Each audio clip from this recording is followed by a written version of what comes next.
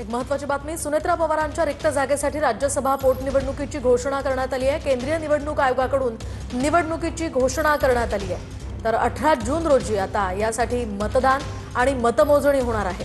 सध्याची महत्त्वाची बातमी, सुनेत्रा पवारांच्या रिक्त जागेसाठी राज्यसभा पोटनिवडणुकीची घोषणा करण्यात आली आहे। केंद्रीय निवडणूक आयोगाने ही निवडणुकीची घोषणा केली आहे। त्यामुळे आता 18 जून रोजी यासाठी मतदान होणार आहे आणि मतमोजणी सुद्धा होणार आहे।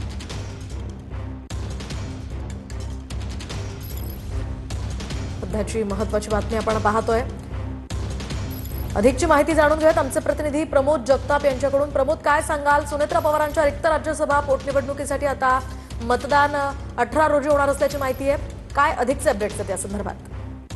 मोहिनी, सुनेत्रा पवार यांची बारामती विधानसभा निवडणुकीवरती निवड झाल्याच्या नंतर त्यांची जी राज्यसभेची जागा होती ती रिक्त झालेली होती आणि त्या जागेसाठी आता केंद्रीय निवडणूक आयोगानं निवडणुकीची घोषणा केलेली आहे आणि त्यानुसार 18 जून 2026 रोजी मतदान आणि मतमोजणी पूर्ण होणार आहे। आधी फक्त ऑफिशियलच अनाउन्समेंट बाकी असणार आहे, कारण महायुतीचं राज्यामध्ये संख्याबळ जास्त असल्यामुळे ती जागा महायुतीची निवडून येईल अशा पद्धतीचे सध्या चित्र आहे। त्यामुळे ती जागा अजित पवार यांच्या राष्ट्रवादी काँग्रेस पक्षाकडे येणार आहे। त्यामुळे पक्षाकडनं नेमकं कुणाला संधी दिली जाते हे बघणं महत्त्वाचं असणार आहे, कारण राज्यसभेसाठी अनेक जण या जागेसाठी इच्छुक असल्याचं आपल्याला बघायला मिळत आहे। मोहिनी, खरं तर 2028 पर्यंत, जुलै महिन्यातील 2028 पर्यंत या जागेची मुदत असणार आहे। त्यामुळे या 2 वर्षांसाठी नेमकं पक्षाकडनं कोणाला संधी दिली जाते हे बघणं महत्त्वाचं असणार आहे। पण पक्षातील मागच्या काही काळापासून नक्कीच धन्यवाद प्रमोद दिलेल्या या सविस्तर माहितीसाठी। पक्षाकडून आता कोणाला संधी दिली जाते ते पाहणं महत्त्वाचं असणार आहे।